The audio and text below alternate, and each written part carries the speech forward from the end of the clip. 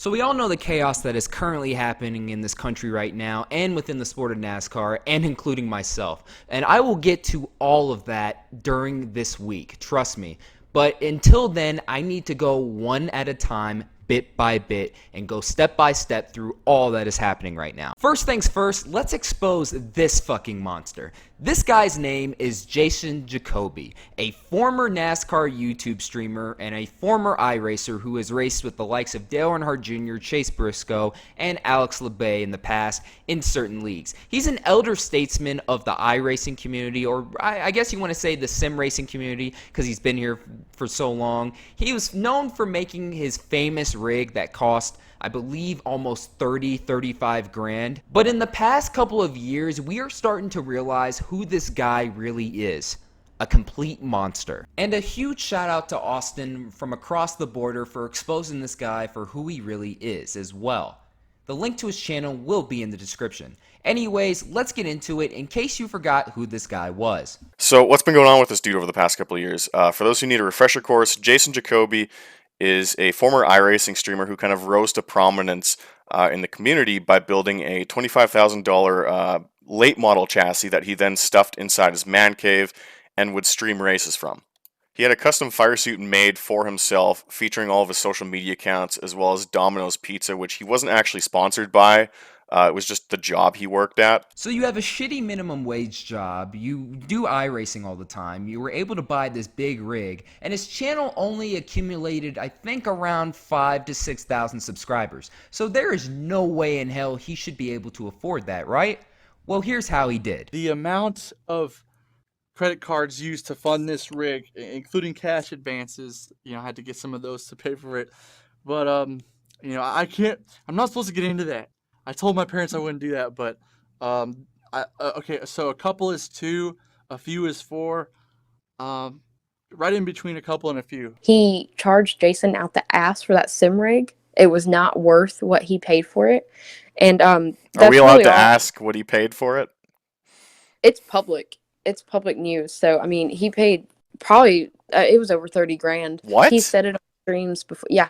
Maxed out credit cards. He said it on streams before. That's why I have no problem telling you the price of that, because he said it before. People know it. He put it out there publicly, so I will put it out there as well. Okay, so this guy is freaking delusional, number one. Number two, he was under the impression that if he was good enough in iRacing, it would eventually warrant a ride in the Cup Series. Okay, any NASCAR fan with common sense knows that just because you're good in iRacing does not mean it'll automatically warrant a Cup Series ride. It is all a part of some sort of gimmicky advertising, marketing stuff from iRacing, okay? It is not real, okay? Just because you are good in iRacing does not mean it'll warrant a ride. And interesting enough, Austin actually races in his spare time, and for his entire set of tires and his car, pretty much everything combined, it was around 16 grand. Okay, moving on to the victim in question, Mackenzie Gordon, Jacoby's former girlfriend and the mother of his child. There have been a lot of people choosing sides over the years, so here's how they met.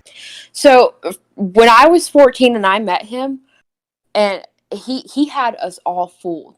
This guy was God sent. He was the perfect Christian man, never cursed, did not do anything wrong. He was the perfect image of a man that I would want. A man that I would want in my life. He was so kind. He always smiled. He was so happy. My mother loved him just because of how he carried himself, his persona. He was just, like I said, he was God sent. He was the perfect man. So we thought.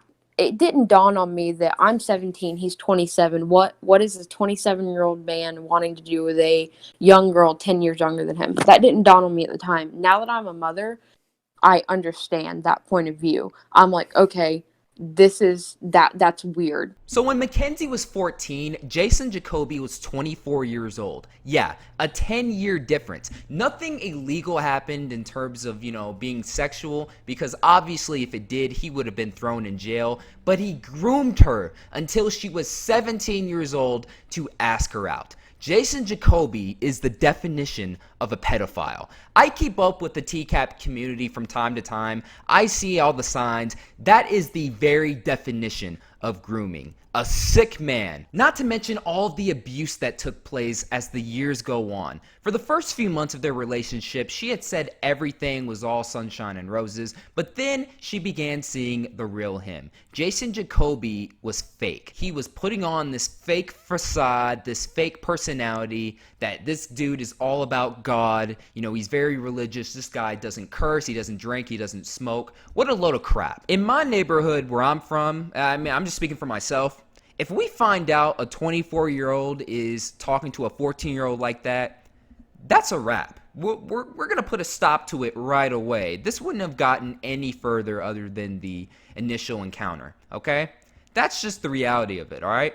These people are dangerous. Pedophiles are dangerous. They bring no value to society. They only ruin victims' lives that are children. Children's lives being ruined every day in this country and throughout the world by none other than pedophiles like Jason Jacoby. And what's bad about this is this girl seemed to have a normal life beforehand. If you want to hear the full interview, the link is down in the description below. It's 54 minutes long. Again, I'm only touching on a few topics on this. If you want to get the full details, click both the links in the description below. Watch the initial video and also Austin's 54-minute interview with Mackenzie. This whole thing is nuts. And lastly, what I'm about to touch up on gets much, much worse. This guy is not only a master manipulator, a pedophile, a creep, but overall is just exhibiting just extreme levels of bad behavior, just toxic behavior that shouldn't be put up in this society. Here's what I'm talking about. Now let's get into the really heavy stuff. This girl claims that she has proof of him sending underage girls pictures of his dick,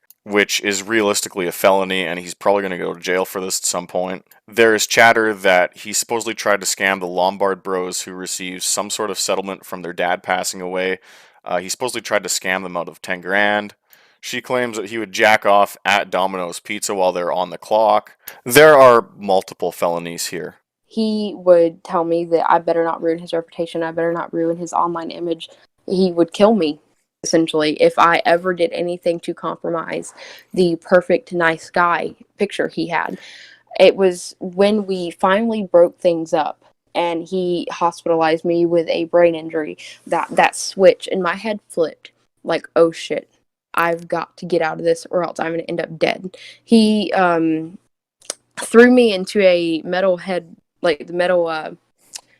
headrest on a racing seat and knocked me out, gave me a concussion. I ended up in the hospital because I couldn't see. My head was severely hurting, and it almost killed me. And he did this all in front of our son. And at that point, I'm like, oh shit, I have to get out of here. He's going to kill me. And sometimes that's when I think that there is nothing mentally wrong, because there's one time he looked at me as he let Carson fall off the bed. I told him, watch Carson, I have to go to the bathroom. Do not let him fall off the bed. He was like 3 months old. And I hear a big thud and some screaming. And I come in there and I'm like, how could you do this? How could you let him fall off the bed? And this man looked me dead in the eyes. And he said, I'm autistic, remember? I'm not a good dad, remember? I'm a really bad dad, remember? I'm autistic. I'm not supposed to be a dad. And that was the craziest shit that man has ever said to me. He looked me dead in the eyes and was so serious.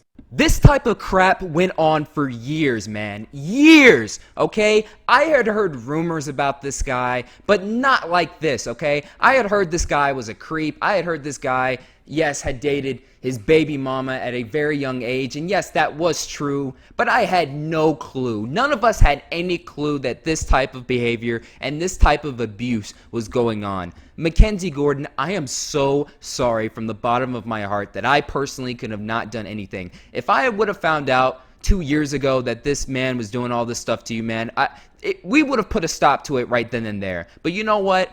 I'm trying to make up for it the best way I can by exposing this monster to the world, okay? I've already contacted the Athens Police Department, and they are fully aware of this scumbag's actions, and hundreds of people on the internet have called as well. If you have had any encounters with this monster, whether on the internet or in person, that were inappropriate either physically or sexually, please call the numbers in the first video of the description below.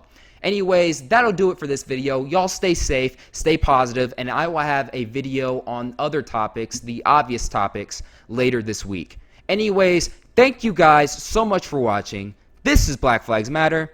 Catch you next time.